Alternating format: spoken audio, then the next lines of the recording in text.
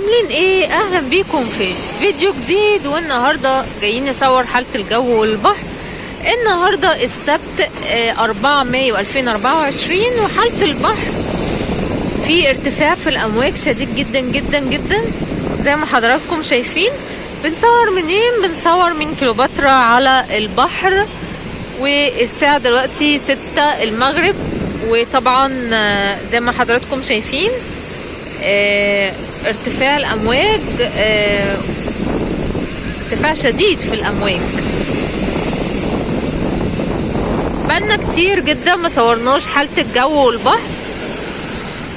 النهاردة حالة الجو طبعا في هواء ساقع، وحالة البحر الموج مرتفع.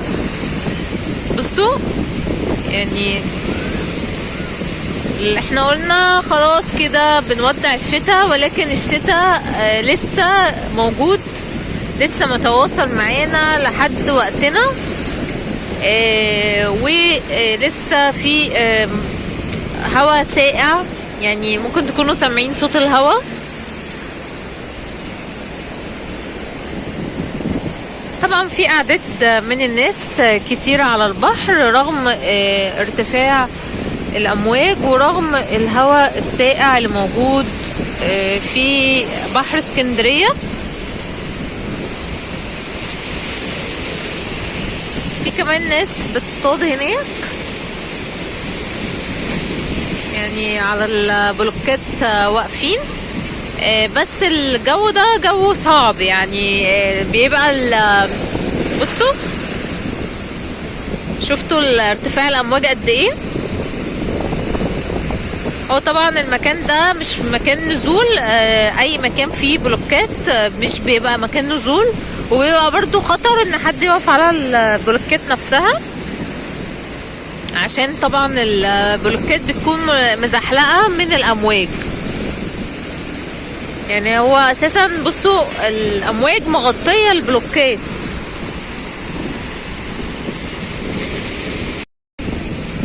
الناس طبعا اللي من خارج اسكندرية اللي بيحبوا يجوا في الاجازات كده يقضوا يومين، طبعا يعني هو الجو لطيف، بس طبعا الهواء ساقع. تقدروا تيجوا بس تجيبوا معاكوا هدوم تقيلة شوية، عشان الجو متقلب جدا في اسكندرية الفترة دي.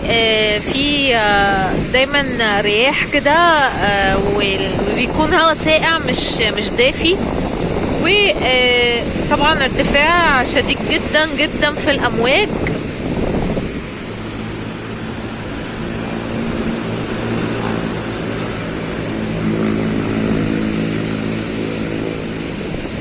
تعالوا كده بقى ايه نتمشى قدام شوية وناخد كده الاجواء اللي موجودة على بحر اسكندرية. وزي ما قلت لكم احنا هنا في كليوباترا على البحر. طبعا في ناس قاعدة على السور بيستمتعوا بالاجواء، ولكن في ارتفاع شديد جدا في الامواج، والجو متقلب نوعا ما. رجع تاني شتوي شوية، يعني في سقعة بعد ما كان الموج، بعد ما كان الجو اتغير وبقى حر، رجع تاني سقعة. بصوا يعني تقريبا هنا الموج مغطي هنا، مش عارفة ده وصل لهنا ازاي، بس اكيد لا، يعني مش معقول يكون الموج مغطي المكان ده، اكيد لا. فتعالوا كده نشوف شكل البحر من هنا.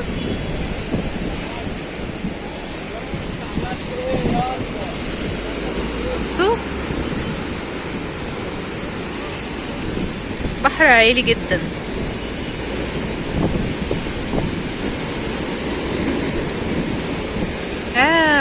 لا هو فعلا ممكن من الموج عشان وصلت لحد فوق وطرطشت عليا.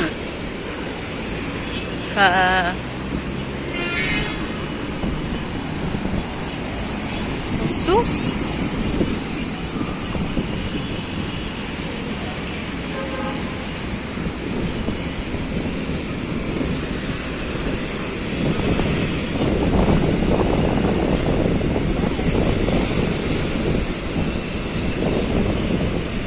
بقالنا كتير ما صورناش البحر، فحبيت ان انتوا تشوفوا اخر التطورات في حالة الجو والبحر في اسكندرية عاملة ازاي.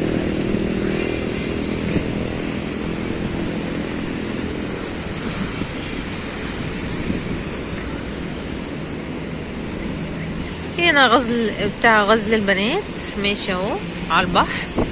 في هنا ناس قاعدة على البلوكات عادي جدا، بس يعني هي البلوكات اللي فوق هي برضو خطر، يعني يكفي ان هم يقعدوا على السور كده يستمتعوا بالجو، بس طبعا كل واحد حر يعني، لكن هو ايه خطر. فبصوا هناك المكان اللي هناك ده فيه ارتفاع شديد جدا في الامواج، هو كمان واضح كده من هنا. هقرب لكم كده عشان تتفرجوا معايا على الموج شكله ايه يعني. بصوا في موج عالي جدا هنا، بصوا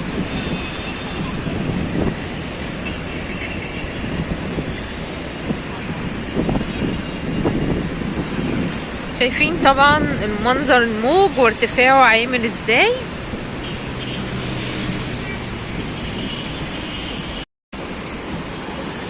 المكان ده فيه ارتفاع اكتر من المكان اللي كنت واقفه فيه قدام، مش عارفه. بصوا الموج بيعدي البلوكات العاليه دي يعني الجو صعب جدا. بس طبعا الناس اللي جايه اسكندريه عادي يجوا يقضوا الاجازه، ولكن يعني يكونوا حذرين شويه في الشواطئ اللي فيها نزول لان البحر عالي.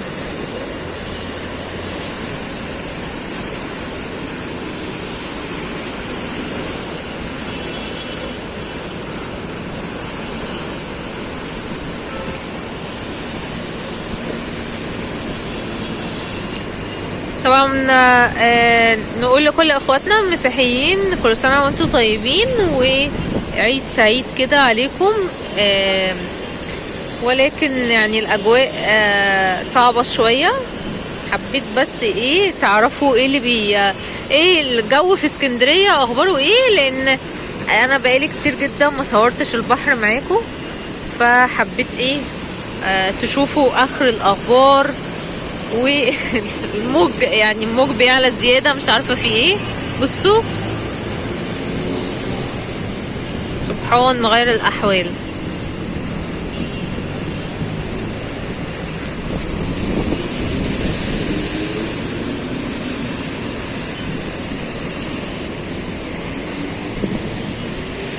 يا رب تكونوا استمتعتوا بالفيديو زي ما انا استمتعت بيه وانا بصوره معاكم.